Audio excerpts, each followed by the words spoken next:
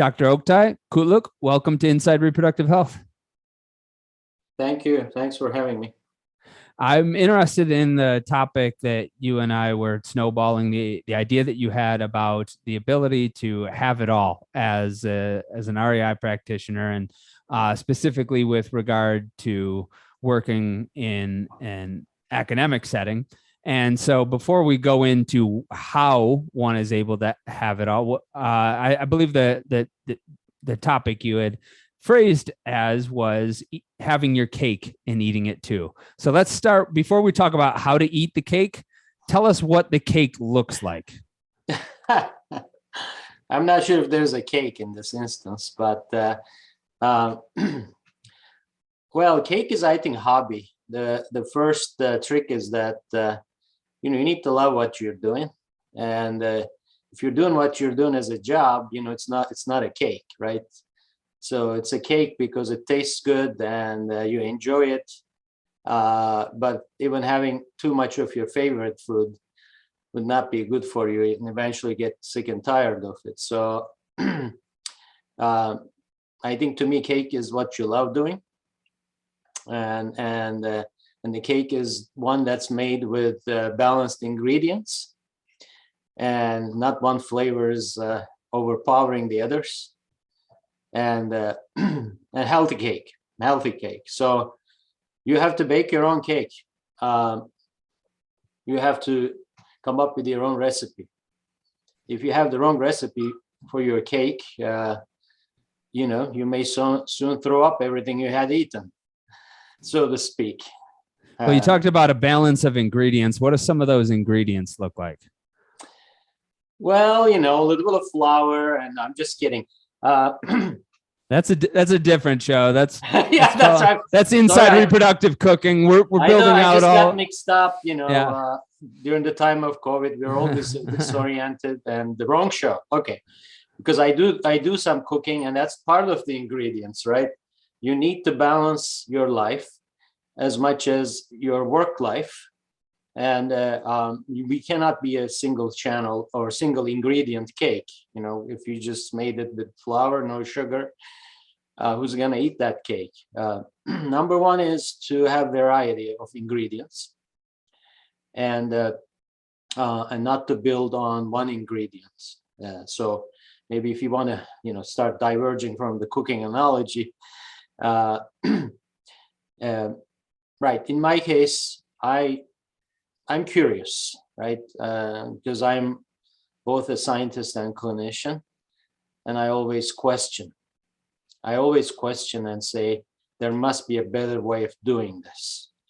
And I always think that our colleagues thought they were doing the best 25 years ago, but we look at what they have done, we kind of roll our eyes, right? If we thought that it was today. So I always imagine myself looking at myself 20 years from now, and first of all, try to always improve things. And so that kind of makes it fun, because to me, nothing is routine. Everything is a challenge. The challenge to do better for your patients, and do better for the field, never stagnate. And so the ingredients, for that reason, is, of course, it's a good patient care, but innovation and always asking, what can I do? What question can I ask? And how do I study that to take this current approach to the next level? When you talk about a balance in work life, do you mean balancing life within work with life outside of work, family and hobby balance, or do you mean balancing what you do within work? Right. So in your life, you have different index funds. One is the work index fund that you want to, track the optimum rate of increase in your quality with balancing components of your work. And then you have your family life, and you have your hobbies, and then you have another balancing there, and then together you balance all these together.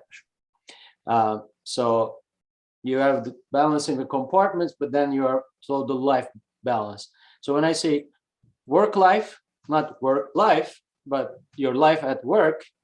I'm talking about, I personally, if I just saw patients 7 days a week, I would probably burn out in 2 weeks. And because that's not how my brain functions, right? And as I said, that I'm always pausing and asking questions, how can I do better? And if you just constantly see patients, you cannot pause and ask that question.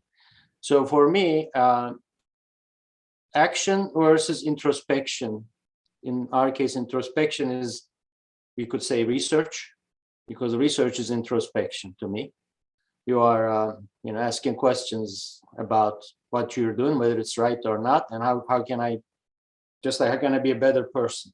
So for me, there has to be a balance between actually seeing patients, doing surgery, administration, research, teaching, and doing yoga during your breaks, whatever.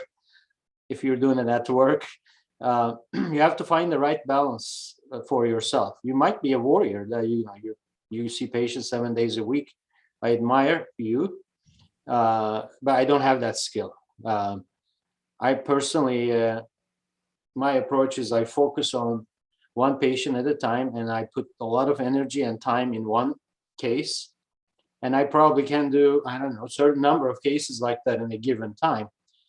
And then I turn my energy to more academic questions, which would, if answered correctly, benefit those patients or the patients in the next generation. So I have to balance the work like that, and then leave time for things that make you relax outside the work, and that's going to be different for everybody.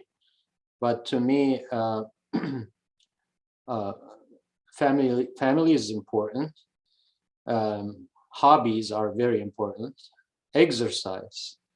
If I don't exercise properly, I could be staring at my screen for 5 hours and producing nothing.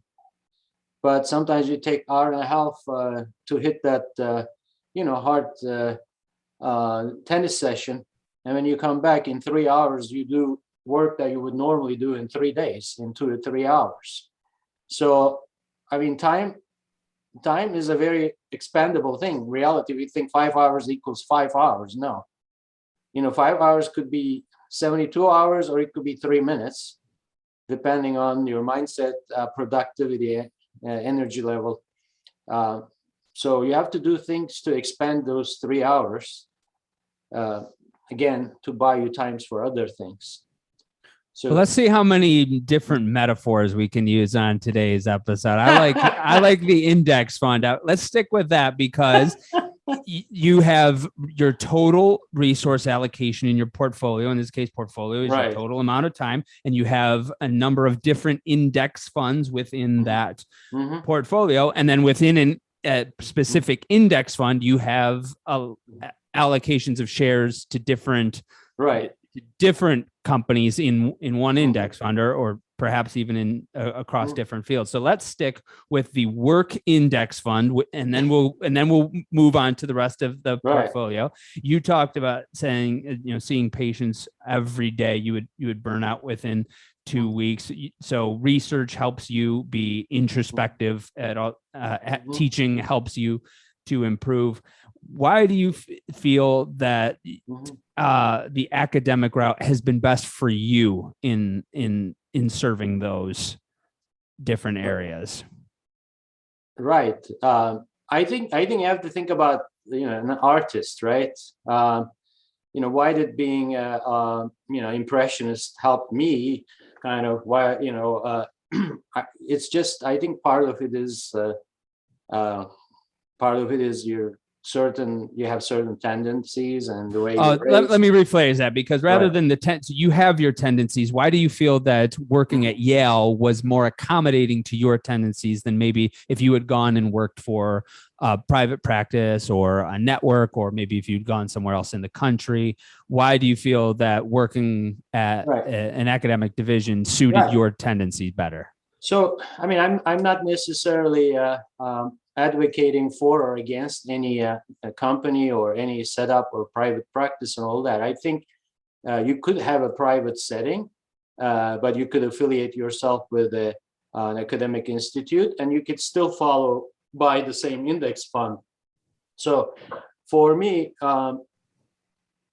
would it be the exact same index fund though, or would it be like Fidelity's version of what Vanguard did? And you're like, well, it's pretty much the same thing, but the expense ratio is different, and there might be some fees that I don't know about. And maybe can you do it the same way? I don't know. Yeah, you're right. The management fees could be different, and so maybe they're different. They may not be as broad based, but I think the key is to think creatively. I think we see examples of these major private enterprises, starting fellowships, doing academic investments with their private money, etc. So within that, somebody who's interested in both can also find home. So it's not necessarily Yale versus some major private practice, but I think in the formula. So in the end, yes, you are right that not every enterprise would be accommodating, right, to somebody who wants to spend time on research. So first of all, you have to find that setting for yourself. But second thing is you may have to create that setting for yourself. And if you're attracting research funding one way or the other, or you have some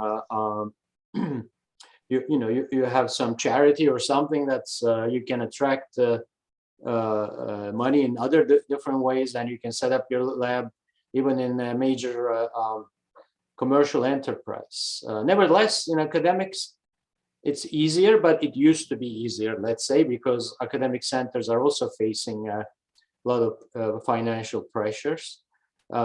So I don't think there's one perfect solution in that sense. Why do you say it used to be easier? Well, I think if you listen to people before us, and when NIH funding rate was something like 50%, every other grant submitted would be funded, and the universities received a lot more government funding, state funding. They had more money to throw around for research and free up their faculty. So those resources have been over time restricted. So with the managed care squeeze as well. So a lot of academic centers, they're pushing their faculty to work, similar hours to sometimes private centers. And I think in our field, that's a bit of it has become a problem, and a lot of academic centers have lost their REI divisions and faculty because financially it didn't make sense to a lot of them. I must credit Yale in one sense that Yale Department of OBGYN and Reproductive Sciences has always been a pro translational research, always supported clinicians with scientific interests, and always created time as much as possible or supported them so that they can get funding. So there are still departments like that somehow, but not as many of those. So I'm lucky to be where I am right now.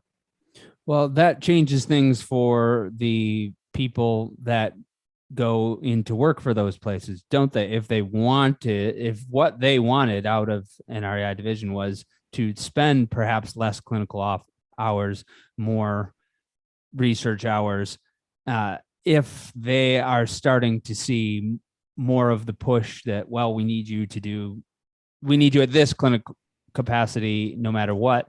Do they lose some of their recruiting edge that they may Well, have I used think to have? so. I think so. I think academic centers, especially at the more advanced level, you know, junior colleagues, they still, I think, are attracted to academic centers because they need to pass their boards, maybe build a little bit of name for themselves.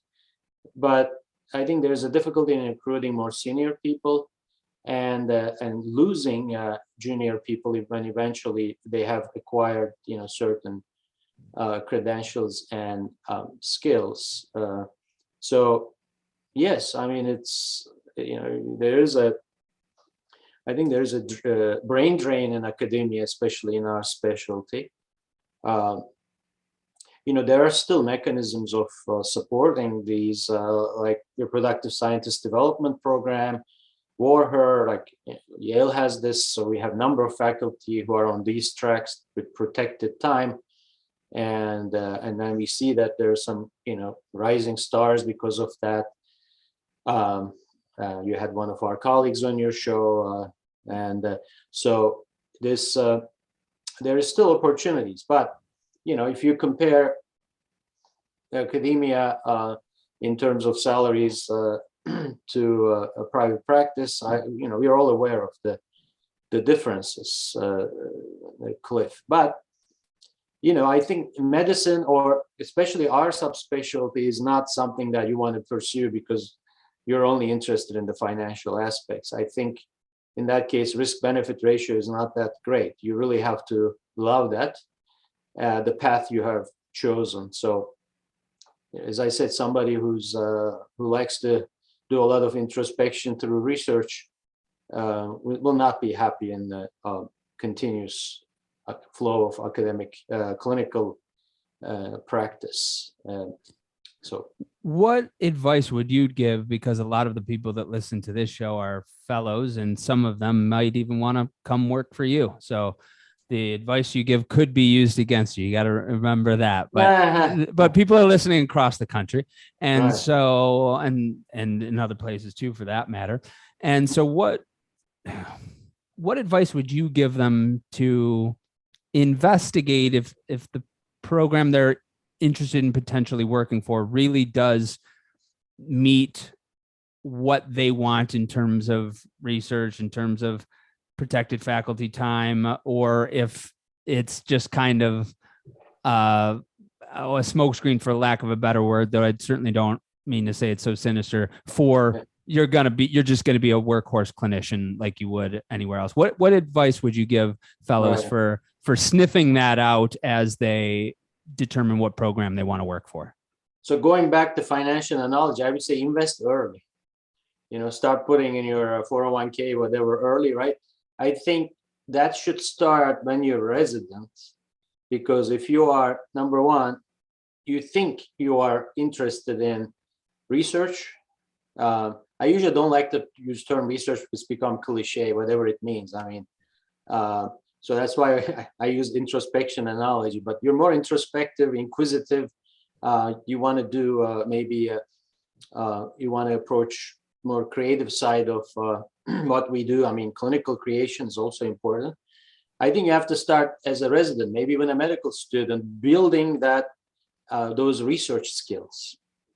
And so that, you know, when you hit fellowship, you are maybe a few steps ahead and you can do things during fellowship that could prepare you to be more competitive for an academic job, which would enable you to, you know, get funding early.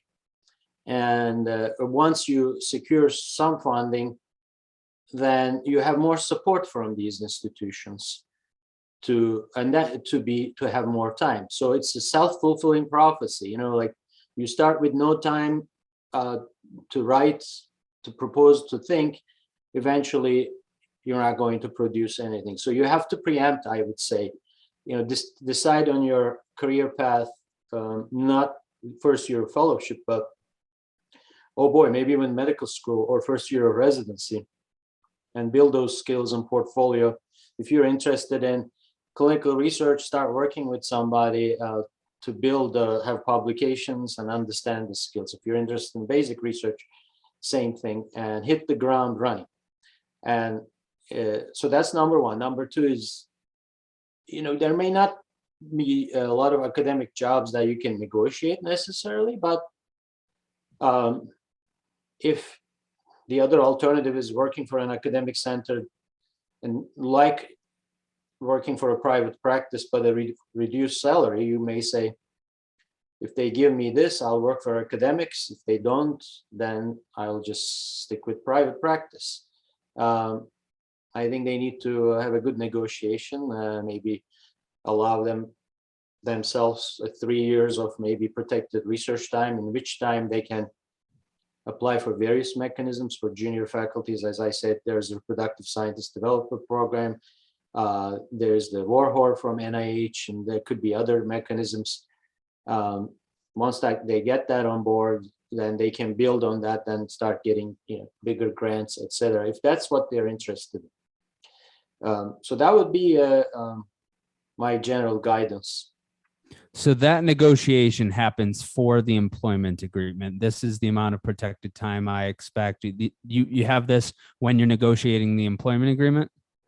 Right. I mean, it's some institutions are like very rigid, right? They say, okay, you're coming as an assistant professor.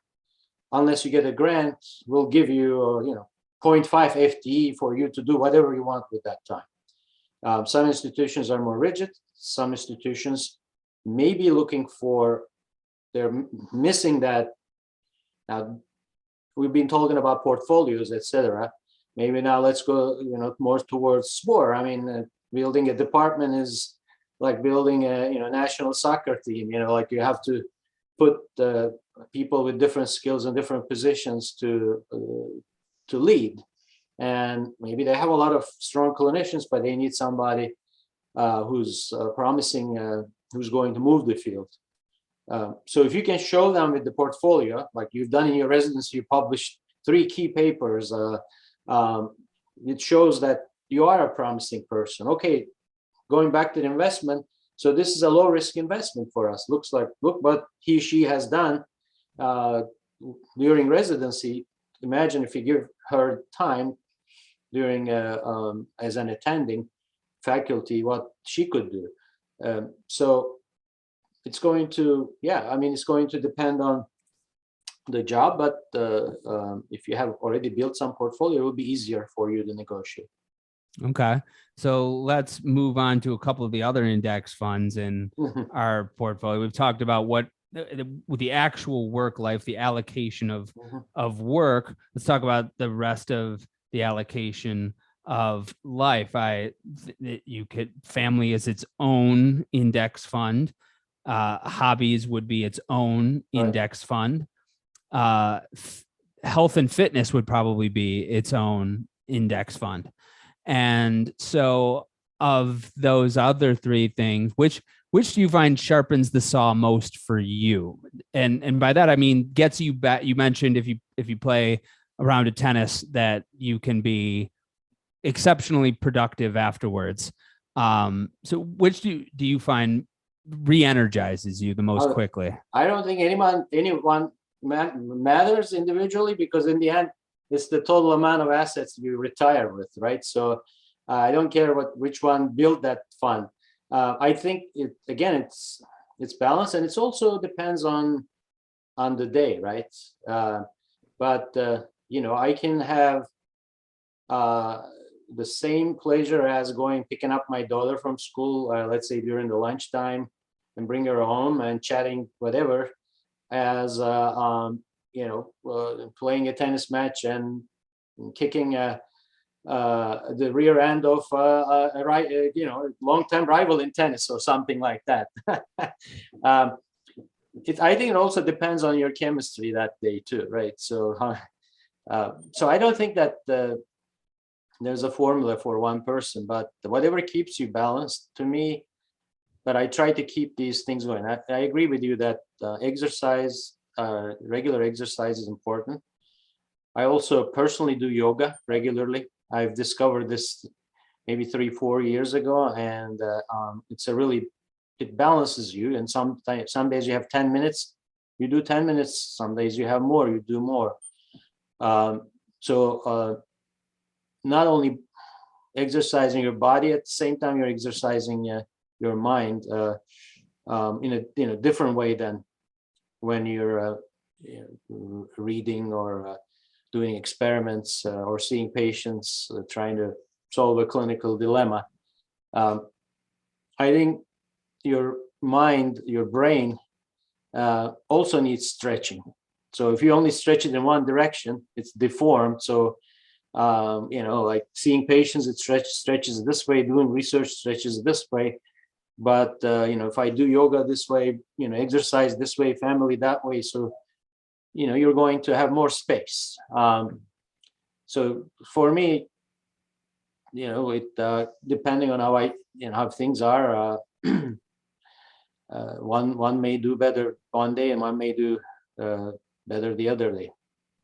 Well, you said you don't, at the end of the day, it's the fund that that helped get you rich. Right. Was the most important. And in this context, we're talking about rich in life as opposed to material wealth, Right. but that can be a part of it. And I think that the question people need to get to this allocation answer is, what does it look like at the end of your life, and what do you think you'll regret? And Right. I do believe that there are people like Jeff Bezos and like Elon Musk that I don't think they're going to regret not spending time with their loved ones that much. I really believe that those are people that will regret if they haven't gotten to the absolute limit of their pursuit. So I do think that is possible. For most of us, though, I don't think we're going to look back and say, I wish I worked one more day. I wish that I wish that I had taken that meeting. I wish that I had done that. For most of us, I believe that we're going to either regret not having pursued something else that was meaningful or spending more time with our loved ones. But we will regret if we just sit on the couch and do nothing, and we don't and we don't become better at our craft. And so now you have more things competing for time potentially. What I think has to go is the things that don't lead to any one of those things that have been decided as meaningful, meaning Candy Crush, video games, and not to say that all of those things can never be meaningful, but I'm talking about the things that don't fulfill our biggest interest in the form of hobbies, that don't make us closer to our family, that don't make us better at our craft. The YouTube videos, that I think those things are the things that have to go. And if you want to have a balanced life, you really have to protect even more, don't you, in terms of your time allocation? Absolutely. You got to get rid of the junk bonds, penny stocks, whatever. Exactly. I mean, I'm not saying I have an ideal situation here. Yeah, as you said, watching TV, you have fantastic movies that you can watch, and great sports events you can watch. But if you're consuming TV 3-4 hours a day, the social medias, Instagrams, and things like that, you're already, where is that time coming from? One of those other components, right? As you said, if you think that you fulfilled everything else and you still have free time, congratulations to you, and you must be in a different dimension, but go ahead and invest your time in other things. Perhaps one of the things that I do is, I rarely watch TV, for example. I'm never on social media. I'm very selective. For example, I mainly use LinkedIn, but that's selective. Maybe I will post once a month. Maybe our operation will do an Instagram post once a month. As you said, that the social media could be poisonous in that sense. Obviously, if you have professional operation. I think this is more for private practices. They do all that stuff for you. That can spare you in terms of business marketing. Well, a lot of people think that I am just ubiquitously pro social media, and I approach life as a consumer and a business owner not always through the same exact lens. It's important to look through both lenses, but sometimes they are different. As a business owner, I can't get romantic about where my client's attention is, my prospective client's attention, or in the case of providers, where their patient's attention is. I have to go where that attention is, and I have to speak to people where they are. But as a consumer, I don't need to be watching what my friends are having for breakfast, or some political debate between two people that have no business commenting on policy one way or the other. And I think that has to do with the junk bonds that you were referencing. And it's not for me to say this is exactly a junk bond, although I think generally I could speak to it and generally be right. But it's going to be different for people's allocation. But people do need to get rid of that first, because there's never going to be enough time for all of the other things. Right. I mean, social media, you're right. There's the business function of it, as I said, you can use that, but otherwise it's designed to be addictive. I mean, it's a drug. So the more you take it, the more you'll be addicted, and it's a vortex. You'll be sucked in there. So, I was always scared of that. So, did you think in these terms when you were building your career, Kutluk? Is it like, did you think as you took your first real job, or did you think, well, this is how I want to build my life? Or did you start thinking about terms like work-life balance after your kids started growing up, after millennials started talking about it all over the place? Is this something that a focus that came to you later on, or did you set out to build your career in a certain way? No, I think a cliche, right? That's what they say. Life is what happens to you when you're busy planning it. So obviously, no, but I mean, my goal was always to have fun. And if something is not giving me fun, I'm not saying, fun meaning, I'm going to I'm going to be playing cards all day or something, but it has to be fun, right? So when I followed my own principle, it just naturally happens. I try to do my allocation based on that. But of course, the more you live and see, the more wrong steps, missteps you take, you realize that, I shouldn't have gone that way. So next time, you're a better trained mouse. You don't get into that trap. But yeah, I don't think that you can do that allocation at birth. Well, maybe that's what we're starting to see more of, not at birth, but starting to see it younger and younger. And I wonder if that's the difference when we talk about millennials wanting work-life balance. One of the responses has been, well, all the generations have wanted work-life balance. It would have been great to have. And surely millennials are not exceptional as humans in the sense that they are the only ones that want balance between their work and their hobbies and their health and their fitness. I think they're exceptionals. I admire, adore millennials. Like they're the Homo Deus. What's exceptional about them? They've got all the skills, like we didn't grow up with a giant live PubMed, the internet, right? We came into that late. So they have this huge live PubMed on internet. They can get their answers to everything. I mean, one questions now, how necessary is the classical schooling system? And you can get all the information. Of course, the skill we need to teach them is to objectively analyze what they see on the internet, to scrutinize it. But my 15-year-old has more wisdom than I had when I was at 35 because of all this giant global library that they have at their disposal. So they figure it out. What I figured out at 35, they figure out at 15. Of course, they don't, like, why am I going to be a doctor? I want something that offers me more balance. I'm going to plan something so I can work from home, or I'm going to do a startup. I don't want to work for anybody else. So I think that's what I'm saying, that they have that kind of long view. They don't have the classic understanding of going to work, working for somebody, etc. Of course, that's going to create some kind of anxiety in that generation, because there's so much competition for that independent space. So it's an interesting experiment, and I'm waiting to see how it's going to end. Like another 15, 20 years, we'll figure it out.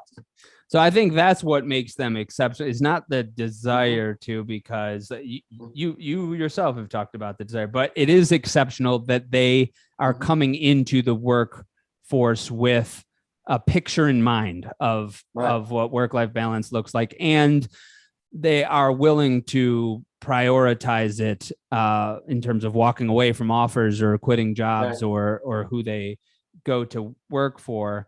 And your point is interesting about how the accelerated learning from the digital age has been a part of the accelerated expectations, right?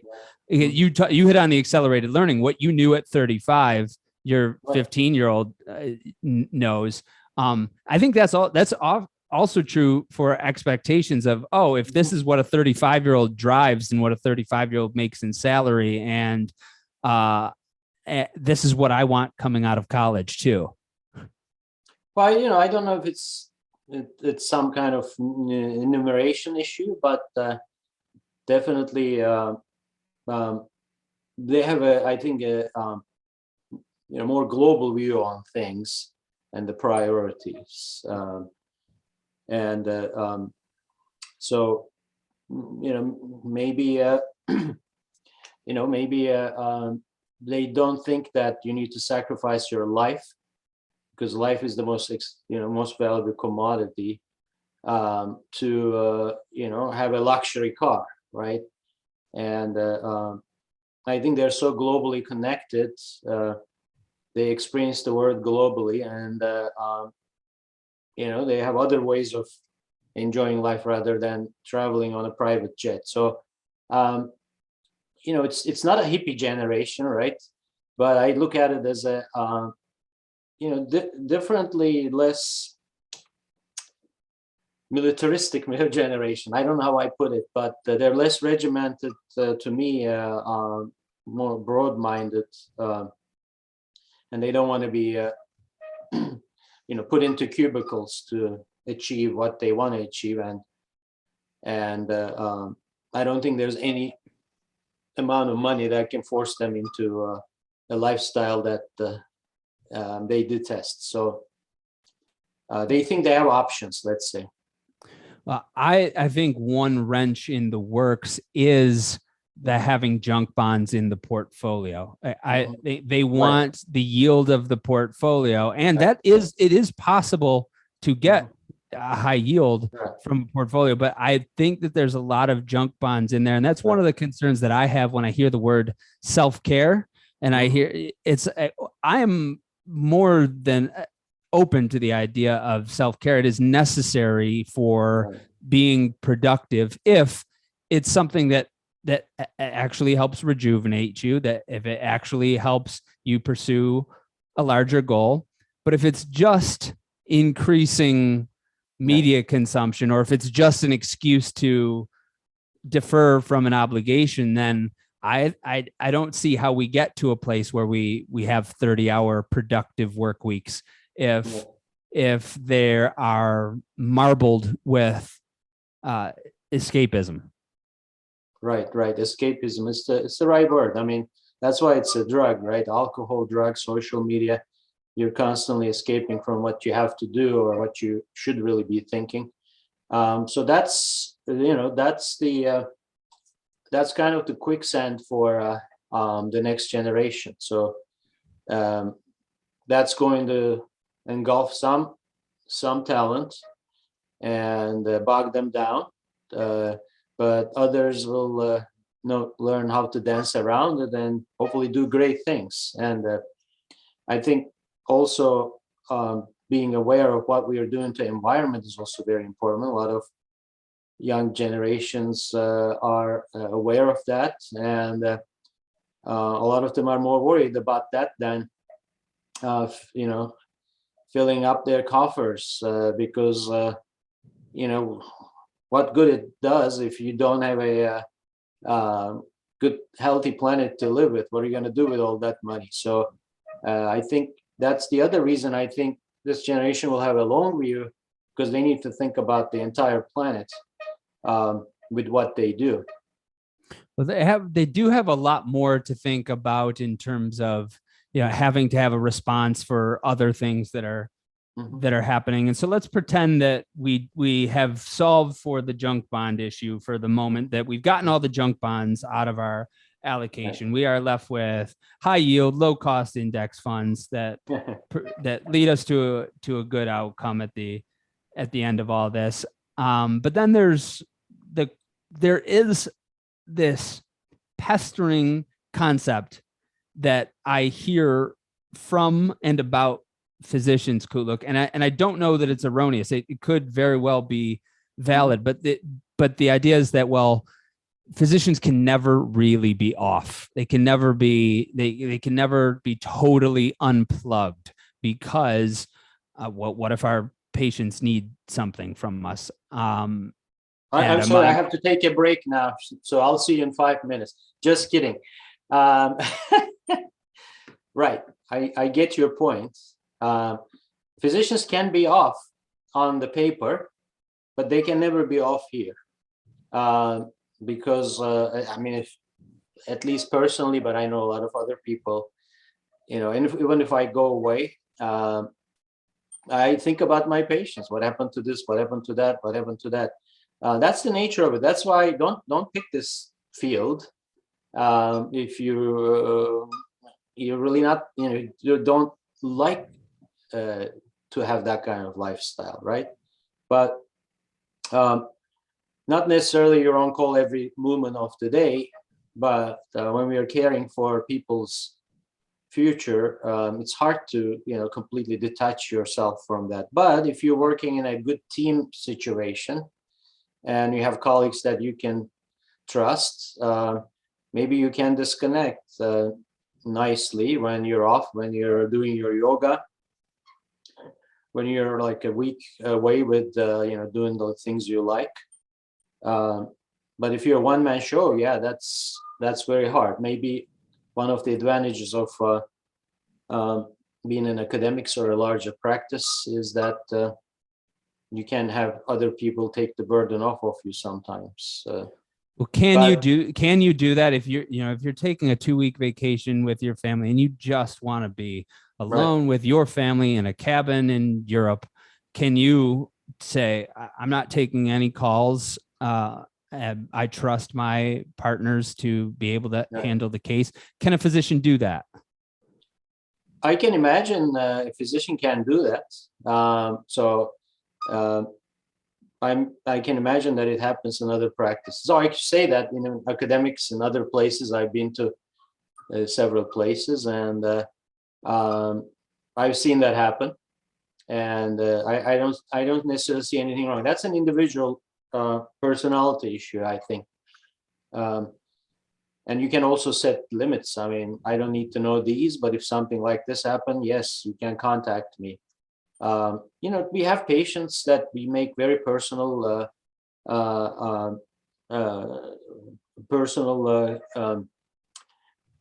relationships in terms of patient-doctor relationships, and sometimes they just want to hear from you, and so yeah, there will be situations where you could be on vacation, but there's some emergency, you'll have to answer that. But the key to that is to be able to switch on and switch off. You make your phone call, give instructions, and then you're back to as if it's never happened. So it's a matter of being. Well, what about the doctors that say, yeah, I trust my partners, they're perfectly qualified, but my patients expect me and they have to be able to reach me, and I can never have a window where I'm unreachable?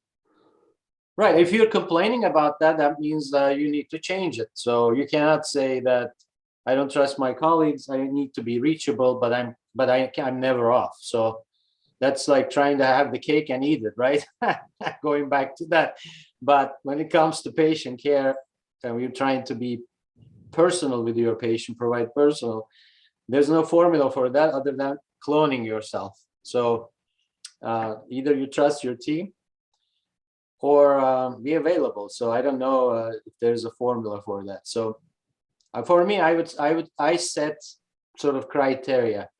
Okay, XYZ happens, perfect. You can go ahead and manage it, but it hits, I don't know, Omicron, then you have to call me. That way, if you get a call, you know that it was absolutely necessary. Or you cloned yourself. There's exactly a person like you, and fine, great. Go away to Mars on a mission or whatever.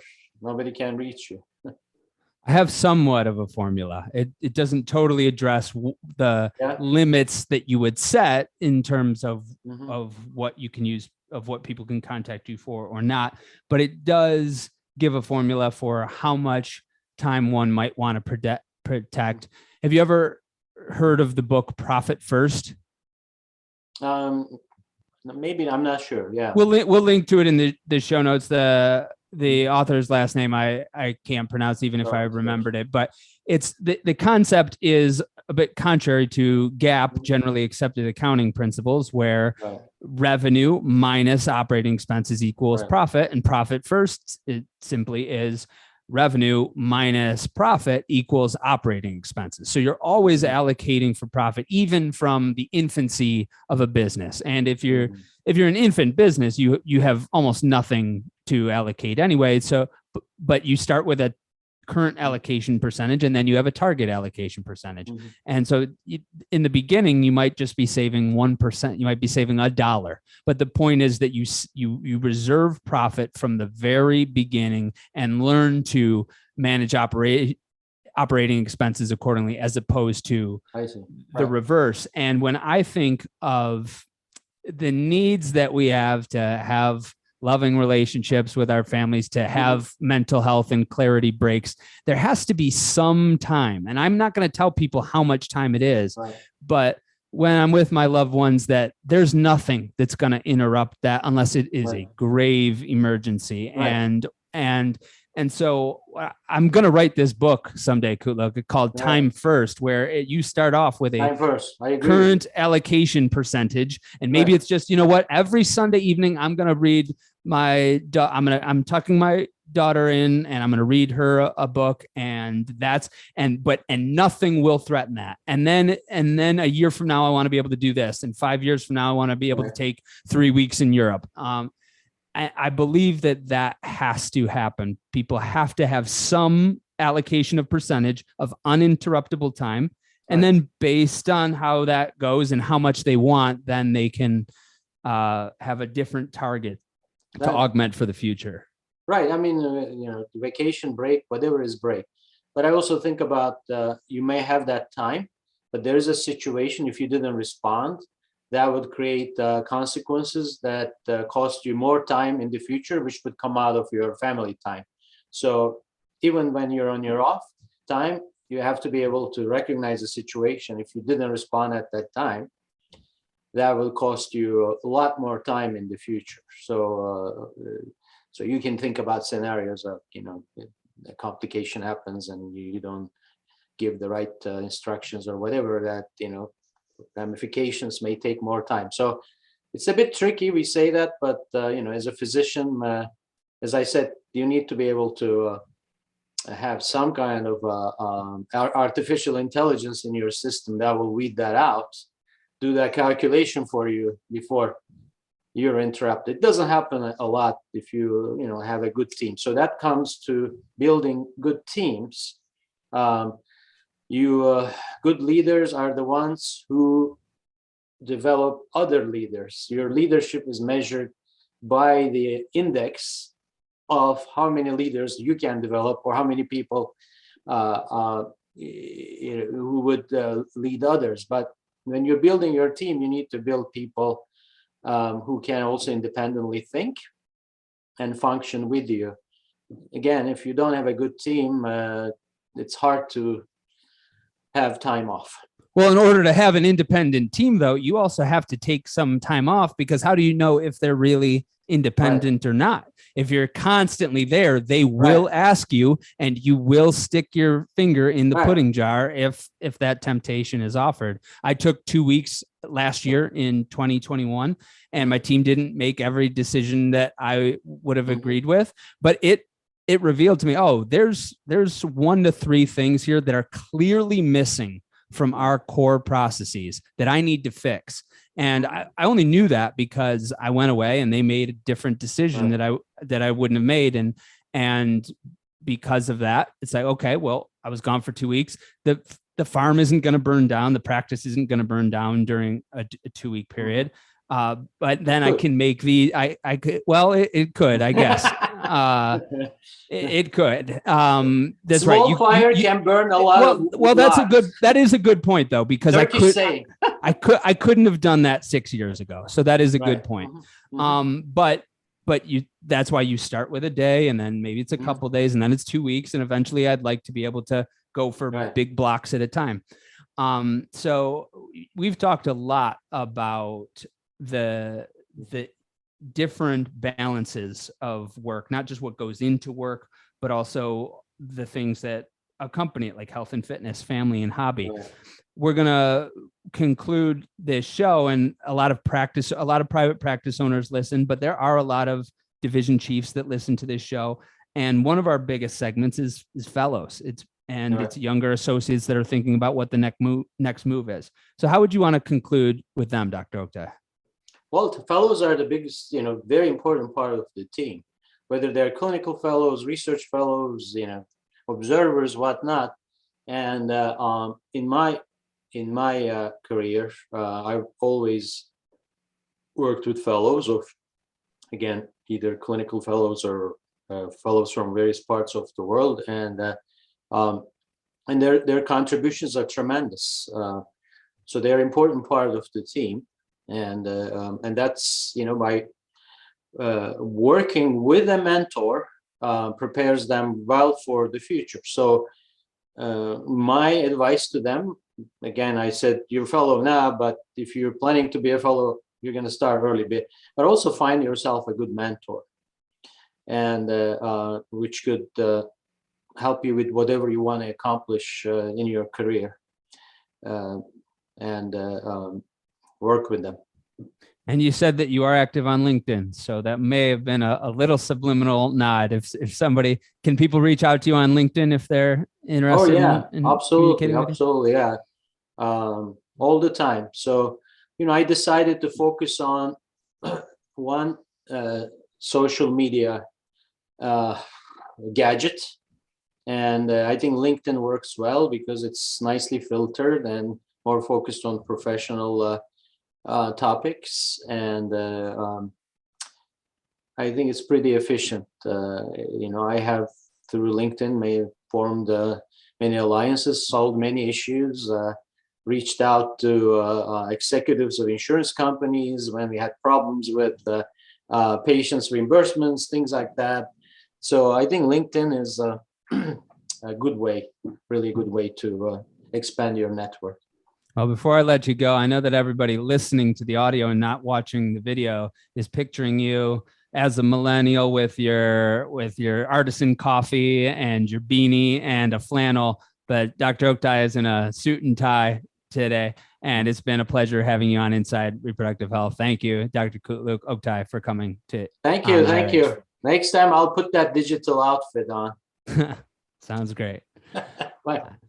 I am